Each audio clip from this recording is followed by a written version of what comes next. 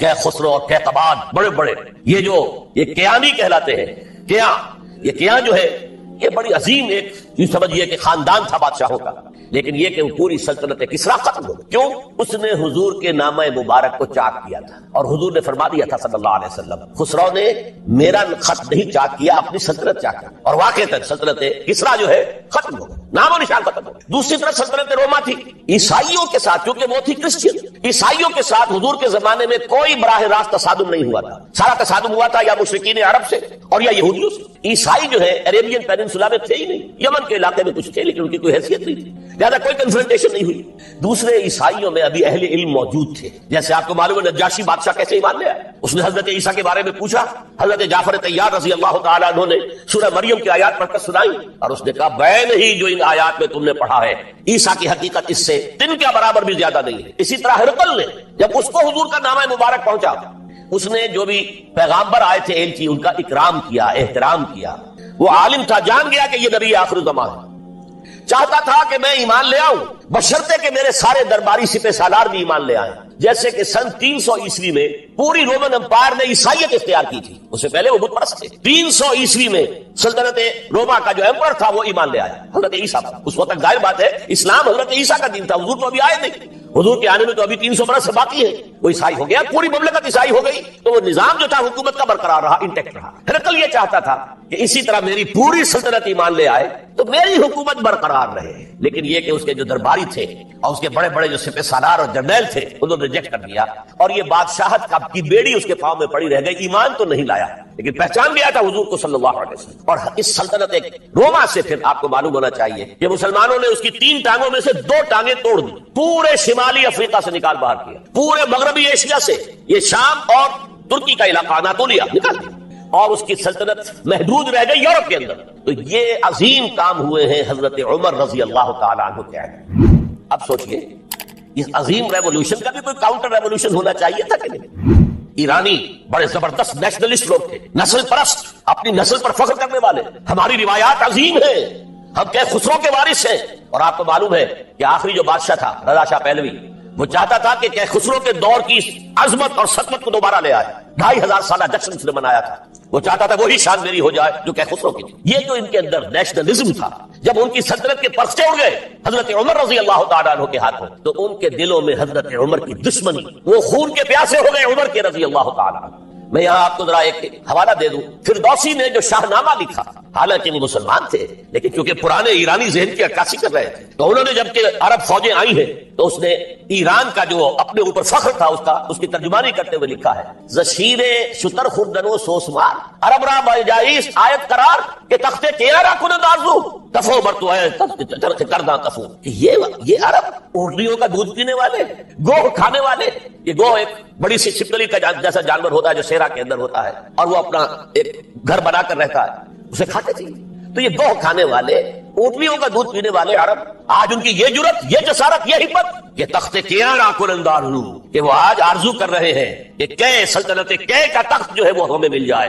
تفو بر تو ہے چرخ کردہ تفو، تو ہے تجھ پر اے گردش کرنے والے آسمان، تو ہے. لہذا اب کاؤنٹر ریولوشنری موومنٹس آئی ہے. حضرت عمر کی شہادت اس کا نتیجہ ہے. ہرمزان ایک جرنیل تھا اور اس کے جنگی جرائم اتنے شدید تھے ایرانی کے کہ واجب القتل تھا. وہ گرفتار ہو کر حضرت عمر کے سامنے پیش کیا گیا. حضرت عمر نے فرمایا یہ واجب القتل ہے، اس کی گردن اڑا دی جائے. اس کی چالاکی دیکھیے. اس نے کہا امیر المومنین، اے مسلمانوں کے امیر عمر رضی اللہ تعالی عنہ، مجھے ذرا پانی پلوا دیں. حضرت عمر نے فرمایا پانی لا دیں. ایک کٹورے میں پانی دے دیا گیا. پھر کہا دیکھیے امیر المومنین، مجھے ضمانت دیجئے کہ جب تک میں یہ پانی پی نہ لوں مجھے قتل نہیں کرے گا. فرمایا ہاں تم پانی پی لو، جب تک یہ پانی تم نہیں پیو گے ہم قتل نہیں کریں گے. اس نے وہ کٹورا پھینک دیا. نہ اب میں یہ پانی پی سکتا ہوں نہ آپ مجھے قتل کر سکتے ہیں، کیونکہ آپ کا ہے کہ جب تک میں یہ پانی نہیں پیوں گا آپ مجھے قتل نہیں کرے گا. اس ہیلے سے جان بچا گیا. پھر کچھ شخص نے، ابو لولو فیروز ایک غلام تھا، اسے اس کام کے لیے تیار. حضرت مغیرہ ابن شعبہ کا غلام تھا وہ، اور حضرت مغیرہ نے اس سے روزانہ کی ایک اجرت کہ تم کام کرو، مجھے صرف 7 آنے روزانہ دے دیا کرو. اس نے آ کر حضرت عمر سے کہا کہ میرا جو آقا ہے مغیرہ ابن شعبہ یہ مجھ سے بہت زیادہ طلب کرتا ہے. حضرت عمر نے پوچھا کیا دیتے ہو؟ 7 آنے. تم کرتے کیا ہو؟ کہ میں نجار بھی ہوں، میں لوہار بھی ہوں، میں یہ کام کرتا ہوں. فرمایا اتنے پیشوں کا جاننے والا اس کے لیے یہ روزانہ کا ٹیکس یہ زیادہ نہیں کہ تمہیں دینا چاہیے. اس نے کہا میں چکیاں بھی بناتا ہوں. حضرت عمر نے فرمایا پھر ایک چکی ذرا مجھے بھی بنا دینا. کہنے لگا آپ کے لیے تو میں ایسی چکی بناؤں گا کہ جس کی آواز دنیا بھر میں جائے گی. وہ شخص ہے اور ہرمزان کی سازش کے تحت وہ ایرانی جسے بعد میں ایرانیوں نے کیا کہا، جس نے قتل کیا حضرت عمر فاروق کو، حضرت ابو لولو فیروز. آج بھی ایران میں اس کی قبر کی تفسیر میں بکتی ہے تعداد کے اندر. حضرت ابو لولو فیروز وہ آیا ہے مسجد نبوی میں اور آ کر اس نے جبکہ حضرت عمر رضی اللہ تعالیٰ عنہ امامت فرما رہے ہیں حملہ کیا، 5-6 بار خنجر کی. حضرت عمر رضی اللہ تعالیٰ شریر مجروح ہو گئے. یہ انتقام تھا جو عجم نے، وہ سلطنت کے جس کے ٹکڑے ختم ہو گئے تھے، جس کا ٹکڑے کر دیے گئے تھے، اس نے انتقام لیا عالم اسلام سے. سمجھا انہوں نے یہ تھا کہ شاید یہ پوری عمارت کسی ایک ستون پر کھڑی ہے، حضرت عمر ہی کے ستون پر کھڑی ہے. اس ستون کو گرا دو گے پوری عمارت گر جائے گی. لیکن ثابت ہوا نہیں، یہ محمد کی بنائی ہوئی عمارت ہے صلی اللہ علیہ وسلم. یہ بہت قوی ہے، اس کی بنیادیں بہت مضبوط، کوئی ذرا سی تریڑ بھی نہیں آئی، ذرا سی تریڑ بھی نہیں آئی. حضرت عمر فاروق کی شہادت کے بعد حضرت عثمان رضی اللہ تعالیٰ عنہ کا دور خلافت شروع ہوا اور جو کا تو جو قافلہ چل رہا تھا آگے چلتا چلا. حضرت عثمان رضی اللہ تعالیٰ عنہ کے بارے میں بہت قیل و قال ہے، ان پر تنقیدیں بھی کی، اپنوں نے بھی کی ہیں، دشمنوں نے بھی کی. لیکن بات جان لیجیے یہ تاثر غلط ہے کہ ان کے پورے دور خلافت کے اندر فتنہ رہا یا ہنگامہ رہا، قتل غلط. 10 برس خلفائے راشدین میں طویل ترین دور خلافت حضرت عثمان کا ہے رضی اللہ تعالیٰ. 12 برس حضرت ابو بکر کے تو 2.25 برس تھے، حضرت عمر کے 10 برس تھے، ان کا 12 برس.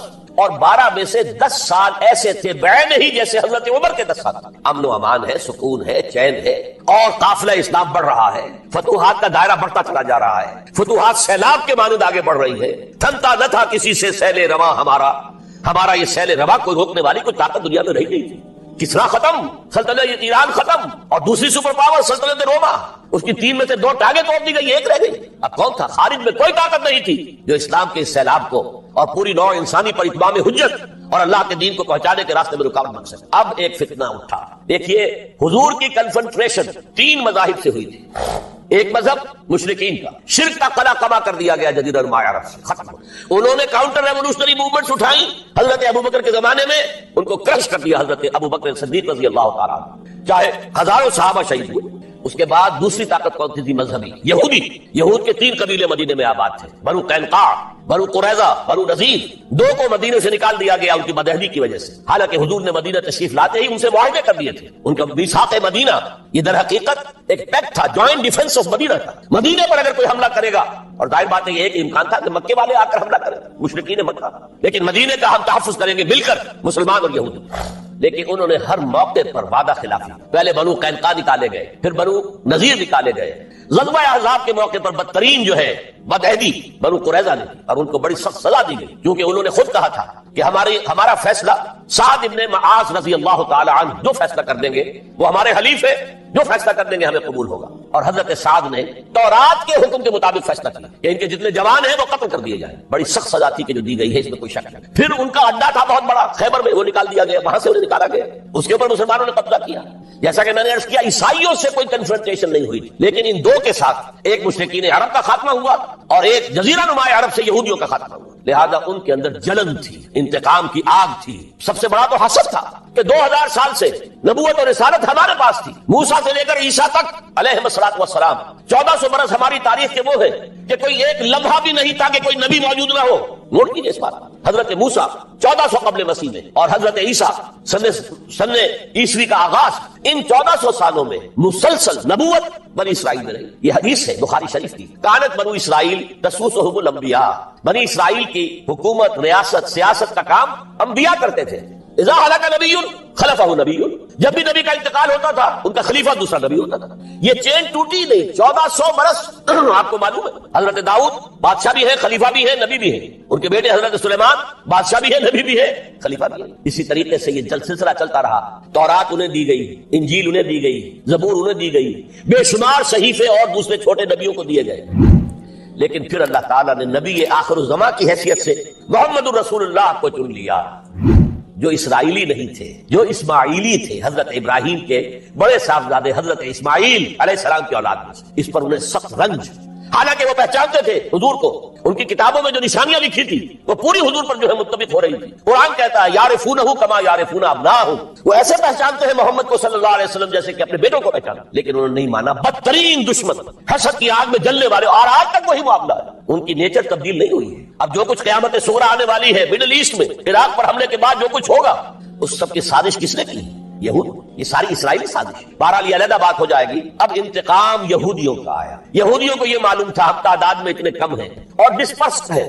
سن 70 عیسوی میں ایک رومن جنرل ٹائٹس، اس نے حملہ کر کے یروشلم بیت المقدس کی اینٹ سے اینٹ بجائی، 1,33,000 یہودی ایک دن میں قتل کیے۔ اور ان کا سیکنڈ ٹیمپل جو تھا، جو حضرت سلیمان نے بنایا تھا، معبد، عبادت گاہ، ہم تو اسے مسجد کہیں گے، مسجد اقصیٰ، لیکن انہوں نے اسے کہا ہیکل، ٹیمپل، اس کو گرا دیا تھا نیبوکڈنیزر نے 587 عیسوی میں۔ دوبارہ انہوں نے بنایا، اسے ٹائٹس نے گرا دیا، وہ آج تک گرا پڑا ہوا ہے، آج تک صرف ایک دیوار اس کی سلامت ہے، جسے وہ ویلنگ وال کہتے ہیں، وہاں جا کر ماتم کرتے ہیں، روتے ہیں، پیٹتے ہیں۔ اور اس کو اس وقت سے نکال دیا گیا یہودیوں کو، نکل جاؤ فلسطین سے، بھاگ جاؤ یہاں سے، دفع ہو جاؤ۔ لہٰذا وہ ڈسپرس ہو گئے، کوئی یورپ چلے گئے، کوئی روس چلے گئے، کوئی ہندوستان چلے گئے، کوئی افریقہ کے ممالک میں چلے گئے، کچھ ایران میں آ گئے۔ یہ سب اس کو وہ کہتے ہیں ڈایاسپورا، ہمارا وہ دور جس میں ہم دنیا میں منتشر تھے۔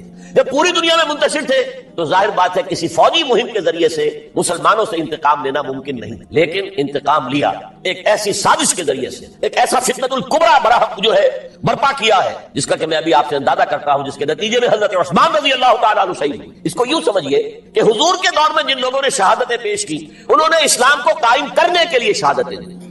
اب دور خلافت راشدہ میں جو شہادتیں پیش کی گئی، وہ اسلام کو قائم رکھنے کے لیے، جو عمارت بن گئی ہے اب گرنے نہ پائے، اسے دشمن گرا نہ دے، اس ڈیفنس کے اندر، اس تحفظ کے اندر جانے دی، ہزاروں نے دی۔ ان پر تنقید کا حق آپ کو حاصل ہے، ان سے اختلاف کا حق آپ کو حاصل ہے۔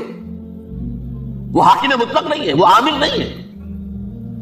آپ کو معلوم ہے کہ حضرت عمر پر ان کے کرتے کے اعتبار سے جو ہے وہ تنقید ہو گئی تھی۔ تنقید کرنے والا کون تھا؟ سلمان فارسی رضی اللہ تعالیٰ عنہ، جن کے بارے میں حضور نے فرمایا سلمانو منا اہل البیت، یہ تو ہمارے اہل بیت میں سے اتنا قریب۔ حضور حضرت عمر خطبہ دے رہے ہیں اور وہ کہتے ہیں کھڑے ہو کر لا سمع ولا طاعہ، نہ سنیں گے نہ اطاعت کریں گے، کلمہ بغاوت ہے۔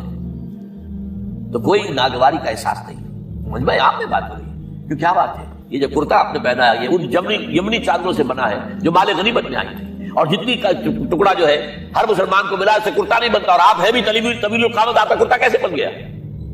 فرماتے ہیں عبداللہ سے، اپنے بیٹے سے، عبداللہ بن عمر رضی اللہ تعالیٰ عنہ، عبداللہ تم وضاحت کر دو۔ وہ کھڑے ہو کے کہتے ہیں نہ میرا کرتا بن رہا تھا نہ ابا جان کا، میں نے اپنے حصے کا کپڑا ابا جان کو دیا ہے، اس سے ہی کرتا بنا۔ الآن نسمع ونطیع، بس اب اس کے بعد آپ فرمائیے، آپ جو کہیں گے سنیں گے اور اطاعت کریں گے۔ یہ متوازن نظام، نہ ڈکٹیٹریت ہے کہ کوئی بول نہیں سکتا، تم اور حاکم وقت پر تنقید کر رہے ہو اور بڑبڑا کر رہے ہو۔ ایک عورت پکڑ لیتی ہے حضرت عمر کو رضی اللہ تعالیٰ عنہ۔ حضرت عمر نے آرڈیننس نافذ کر دیا تھا کہ اتنے سے زیادہ، اتنی رقم سے زیادہ مہر نہیں رکھا جا سکتا۔ عمر تم کون ہوتے ہو ہمارے حق کے اوپر پابندی لگانے والے؟ جب قرآن میں ہے وَآتَيْتُمْ إِحْدَاهُنَّ قِنطَارًا، چاہے تم نے اپنی کسی بیوی کو ڈھیروں سونا دیا ہو تب بھی طلاق کی شکل میں واپس نہیں دے سکتے۔ قنطار کہہ رہا ہے، آپ کون روکنے والا؟ اور حضرت عمر فرماتے ہیں آج ایک عورت نے عمر کو دین سکھایا، آرڈیننس واپس۔ اسی طریقے کا معاملہ حضرت عمر کا یہ اجتہاد تھا کہ یہ جو زمینیں اتنی بڑی بڑی جو ہے، سواد، عراق، ایران، مصر، سب فتح ہو گئے، چند ہزار صحابہ، اور مطالبہ یہ تھا کہ یہ مال غنیمت ہمارے اندر تقسیم کر دیجیے۔ جیسے حضور نے غزوہ خیبر میں جو زمینیں تھیں یہودیوں کی، وہ مجاہدین میں تقسیم کر دی تھی، دلیل موجود، دلیل بھی سنت رسول سے ہے صلی اللہ علیہ وسلم۔ حضرت عمر کی حکمت کچھ اور کہہ رہی ہے۔ یہ بات تو میں اپنے انداز سے کہہ رہا ہوں کہ اگر ایسا ہو گیا تو تاریخ انسانی کی سب سے بڑی جاگیرداری قائم ہو جائے گی، کتنے بڑے بڑے رقبے جو ہے صحابہ کو مل جائے گا۔ لیکن انہوں نے جو بات بیان کی وہ یہ تھی اگر یہ سارا تقسیم ہو گیا تو بعد میں آنے والوں کے لیے کیا رہے گا، اور جو فوجیاں اب ہمیں پورے نظام کے لیے رکھنی پڑے گی ان کو کون سپورٹ کرے گا، ان کے لیے کہاں سے خرچہ آئے گا۔ تو انہوں نے طے کیا کہ یہ مال جو ہے مال فے ہے، یہ بیت المال کا ہے۔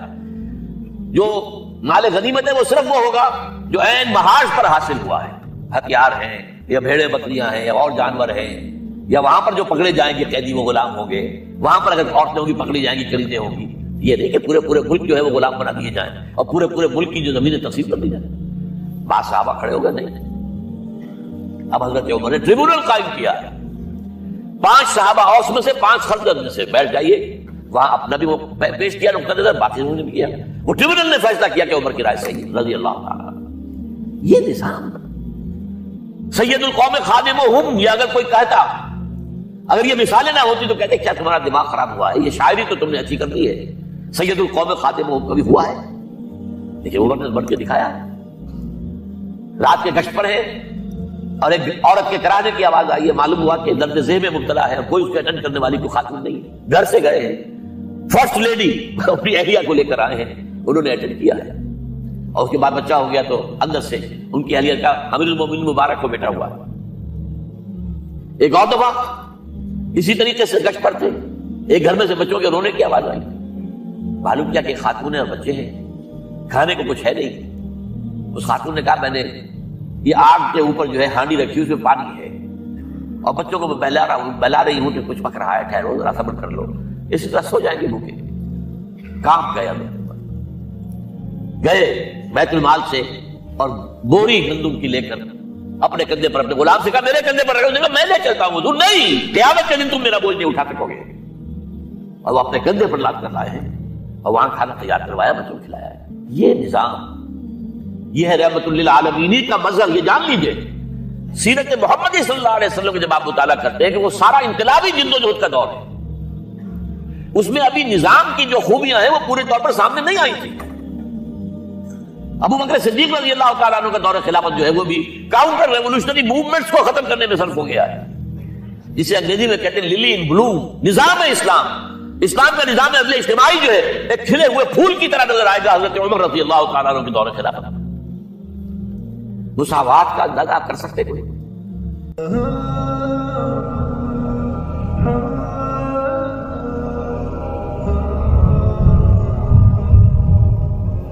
حضرت عمر رضی اللہ تعالیٰ عنہ کا عہد خلافت ہے. بیت المقدس کا محاصرہ کیا گیا, فصیل بڑی اونچی, شہر اندر سے سیلف سفیشینٹ, حملے کا راستہ کوئی نہیں. محاصرہ طول کھینچ رہا ہے لیکن ان کے پاس رسد بھی موجود ہے, پانی بھی موجود ہے, وہ دروازے بند کر کے بیٹھے ہوئے. بالآخر اللہ تعالیٰ کی مشیت کا ظہور کیسے ہوا؟ ان کے کچھ علماء آئے فصیل پر, کہا دیکھو مسلمانوں تم قیامت تک بھی یہاں پڑے رہو گے محاصرہ کر کے, ہمارا یہ شہر فتح نہیں ہوگا. ہاں ایک درویش بادشاہ کے ہاتھوں یہ شہر فتح ہونا ہے, لیکن تمہارے اندر ہمیں وہ نظر نہیں. ابو عبیدہ بن الجراح رضی اللہ تعالی عنہ امین هذه الامہ, ان کا فوراً ذہن گیا وہ درویش بادشاہ مدینے میں بیٹھا ہوا ہے عمر رضی اللہ تعالی. اب ایک اور عمر بھی ہے جو قندھار میں بیٹھا ہے, نقشہ وہی ہے, سادگی کی حد تک نقشہ بالکل وہی, اپنی آنکھوں سے دیکھا وہی. عمر اول عمر ثانی سے عمر بن عبد العزیز. اب ایک اللہ کے فضل سے اللہ تعالیٰ ایدہ اللہ بنصرتہ, اللہ تعالیٰ ان کی نصرت فرمائے, دشمنوں کو ان کے مقابلے میں نیست و نابود کرے. انہوں نے ریکویسٹ بھیج دی کہ حضور تشریف لائیے, یہ شہر فتح ہو جائے گا. وہ ہے سفر تاریخی, اتنا طویل سفر, تقریباً 700 میل, ایک اونٹ, ایک خادم, ایک منزل پہ امیر المومنین اوپر بیٹھے, خادم آگے چل رہا ہے, اگلی منزل پہ خادم اوپر بیٹھا ہے, امیر المومنین آگے جا رہا ہے. اور جب پہنچے ہیں تو وہ باری تھی خادم کی, انہوں نے ہاتھ جوڑ دیا, حضور خدا کے لیے تم کیا کہیں گے لوگ, وہ میرا برا حال کر دیں گے, تمہیں شرم نہیں آئی؟ امیر المومنین پیدل آگے چل رہے, نکیل پکڑ کر, اور تم بیٹھے ہو اوپر براجمان ہو. حضرت عمر فرمایا دورو دورو, نہیں باری تمہاری, بیٹھ. اس حال میں پہنچے. اور پھر یہ کہ ابو عبیدہ بن الجراح آئے ہیں, استقبال کیا ہے تو دیکھا ہے اس حال میں چلے آ رہے ہیں. عمر نکیل پکڑے ہوئے چلے آ رہے ہیں, اور کہتے ہیں کہ کہیں کیچڑ ویچڑ تھا, جوتے خراب ہو گئے تھے, وہ بھی اتار کے ہاتھ میں پکڑے ہوئے, کپڑے تو تھے ہی پھٹے ہوئے. انہوں نے کہا کہ حضرت ابو عبیدہ نے, دیکھیے یہ بڑا متمدن ملک ہے, بڑا مہذب علاقہ ہے, یہ آپ ذرا حلیہ اپنا دوست فرما لیں تب جا کے پیش ہم آپ کو کریں گے. آپ نے فرمایا نحن قوم اعزنا اللہ بالاسلام, اب وہ قوم ہے جنہیں اللہ نے عزت دی ہے اسلام کے ذریعے سے, کپڑوں کے ذریعے سے, دولت کے ذریعے سے. اسی حال میں گئے ہیں, اوپر سے انہوں نے کھڑے ہو کر نشانیاں دیکھی ہیں, اپنی کتابیں کھولی, ہاں یہ وہی ہے, اچھا لو جی سرنڈر, شہر تمہارے ہاتھ میں. خون کا ایک قطرہ نہیں بہا اور بیت المقدس فتح ہوا. لیکن اس وقت حضرت عمر نے ایک نرمی یہ کی کہ یہودیوں کے لیے بھی اسے اوپن سٹی قرار دے دیا. یہ احسان عظیم حضرت عمر نے. اس سے پہلے یہودی آ ہی نہیں سکتا تھا, داخل ہی نہیں ہو سکتا تھا, وہاں وہ آ کر وزٹ نہیں کر سکتا تھا, زیارت نہیں کر سکتا تھا اپنے مقدس مقامات کی. حضرت عمر نے یوں سمجھیے کہ تقریباً 550 برس کے بعد ان کے لیے راستہ کھولا ہے کہ ہاں تم آ سکتے ہو, زیارت کر سکتے ہو. لیکن یہ عیسائیوں نے لکھوایا معاہدے کے اندر, انہیں یہاں آپ آباد ہونے کی اجازت نہیں دیں, لیکن کم وزٹ دی پلیسز, دیکھیں زیارتیں کریں اور جائیں. یہ معاہدہ حضرت عمر کا ہے رضی اللہ تعالیٰ, جو پھر خلافت راشدہ کے بعد بنو امیہ نے بھی اس کو آرڈر کیا, بنو عباس نے کیا. پھر جو ہمارے یہ ترکوں میں اندر خلافت آئی تو ترک خلفاء نے بھی اس معاہدے کی پوری پابندی کی.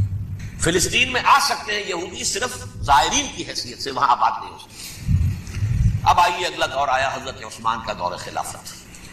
یہ ہے وہ وقت کہ اب یہود نے امت مسلمہ کی پیٹھ میں چھڑا ڈالا. وہ کیسے؟ ایک یہودی عبداللہ ابن سبا اسلام کا لبادہ اوڑھ کر آ گیا، معاشرے کا جائزہ لے لیا.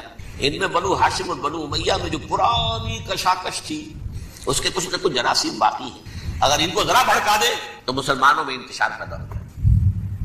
کہا یہ عثمان کون ہے؟ یہ تو بنو امیہ میں سے ہے، یہ حق تو بنو ہاشم کا ہے، خلافت ان کے پاس ہونی چاہیے، محمد کے تو رشتہ دار وہ ہے صلی اللہ علیہ وسلم. عوام الناس کے اندر بات پھیلنی شروع ہوئی. پھر ایک بڑی سازش کے انداز میں حضرت عثمان کے خلاف پروپیگنڈا، حضرت عثمان کے جو عاملین تھے، گورنر تھے، ان کے خلاف پروپیگنڈا، اور ایسی ہوشیاری کرتے تھے کہ کوفے میں کوفے کے حاکم کے خلاف کچھ نہیں کہنا. اجی مصر میں یہ ہو رہا ہے، اجی شام میں یہ ہو رہا ہے، اجی یہ جو عثمان ہے وہ یہ کر رہا ہے، یہ ظلم ہو رہا ہے، یہ لوٹ مار ہو رہی ہے، یہ خیانتیں ہو رہی ہیں. اب نہ تو اس زمانے میں مینز آف کمیونیکیشن، کیسے تصدیق کریں؟ افواہیں تو آپ آج کراچی کے اندر شروع ہو جائے تو پتہ نہیں چل سکتا کسی کو کہ کیا اس میں صداقت ہے کیا جھوٹ ہے. اور بری بات جو ہے فطرت انسانی کی کمزوری ہے، وہ فوراً قبول کرتا ہے. کسی کے بارے میں اچھی بات ماننے کو تیار نہیں ہوتا، لیکن بری بات تو فوراً تیار. بہرحال یہ فتنہ انہوں نے اٹھایا، حضرت علی کی الوہیت کا فتنہ اٹھایا، حضرت عثمان کے خلاف الفتنۃ الکبریٰ برپا کیا. حضرت عثمان شہید ہوئے. اس کے بعد 5 برس تک مسلمان ایک دوسرے کی گردنیں کاٹتے رہے، باہمی خانہ جنگی ہوئی. امت کو وہ زخم لگایا ہے جو آج تک جس سے خون رس رہا ہے. یہ شیعان عثمان اور شیعان علی تھے جو بعد میں پھر سنی اور شیعہ ہو، اور آج تک فتنہ کس نے جگایا؟ ایک عبداللہ ابن سبا اور اس کے کارندے، شیطان کا ایجنٹ، اور انسانوں میں سے بھی اس کے جو بھی حواریین تھے اور شیطانوں کے اندر سے بھی تھے، انہوں نے بھی اس آگ کو بھڑکایا. یہ آپ سوچ لیجئے کہ یہ کس نے وہ زخم لگایا؟ یہود. اگلا دور آیا، خلافت راشدہ ختم ہوئی، بنو امیہ کا بھی دور کافی گزر گیا. طارق ابن زیاد 712 عیسوی میں حملہ کرتے ہیں اسپین پر. اسپین اس وقت عیسائیت کا بہت بڑا گڑھ، بڑے کٹر ترین عیسائی جو ہے وہ اسپین میں، لہذا یہودیوں کی وہاں بہت پٹائی ہوتی. میں بتا چکا ہوں، دشمنی تھی چلی آ رہی تھی عیسائیوں کے ہاتھوں یہودیوں کی. وہ تو سن 300 عیسوی سے ایمپرر کانسٹنٹائن کے بعد سے شروع ہو گئی. اس حوالے سے یہودیوں نے اس وقت چالاکی یہ برتی، کچھ راستے واسطے بتائے، کچھ مدد کی طارق ابن زیاد کی. طارق ابن زیاد نے انہیں اپنا محسن سمجھا، ہسپانیہ فتح ہو گیا. تو یہودی چونکہ محسنین کی فہرست میں آ چکے تھے، انہیں بہت اقتدار نصیب، بڑی سپورٹ مسلمانوں نے. ان کے بڑے بڑے علماء جو اسی دور کے اندر پیدا ہوئے، بڑے بڑے تھنکرز ان کے اسی دور میں پیدا ہوئے. بن گوریون جو کہ ایک وزیر اعظم تھا اسرائیل کا، اس نے یہ لکھا اپنی کتاب میں، Muslim Spain was the golden era of our diaspora. وہ ڈائسپورا جو 70 عیسوی سے شروع ہوا تھا اور 1917 عیسوی تک جاری رہا ہے، اس میں سے گولڈن ایرا ہمارا جو تھا وہ مسلم اسپین تھا. ہسپانیہ میں بیٹھ کر ہم عیش کیے. لیکن وہاں سے انہوں نے اور جو کچھ کیا، یہ تو داستان کے بہت سے گوشے ہیں، لیکن میں جس اسٹریٹ لائن میں چل رہا ہوں اس کے اعتبار سے ایک بات سمجھ، وہاں بیٹھ کر انہوں نے اب عیسائیت کی پیٹھ میں چھڑا گھوما، پروٹیسٹنٹ مذہب پیدا کیا، تقسیم کر دیا. جیسے شیعہ سنی کی تقسیم عبداللہ ابن سبا، رومن کیتھولک اور پروٹیسٹنٹ کی تقسیم یہودی علماء. ہوتا کیا تھا؟ ہسپانیہ کی یونیورسٹیاں ہیں، کارڈووا میں ہے، ٹولیڈو میں ہے، گریناڈا میں ہے، غرناطہ، قرطبہ، تولیتلا، اور وہاں آتے تھے لوگ. فرانس سے چلے آ رہے ہیں نوجوان پڑھنے کے لیے، جرمنی سے چلے آ رہے ہیں، اٹلی سے چلے آ رہے ہیں. 3 ہی ملک قریب ترین پڑھتے ہیں سینٹرل جو یورپ کے ہیں. یہاں پر جو ہے وہ اسلام جو نور پھیلا رہا تھا اس سے بھی مستفیض ہوئے. جہالت کے جو ہے پردے ان کے وہ چھٹے. اس کے ساتھ ہی وہ یہودی وہاں ان کے اندر جو جراثیم داخل کر رہے تھے وہ اس عیسائیت کے خلاف بغاوت جو اس وقت دنیا میں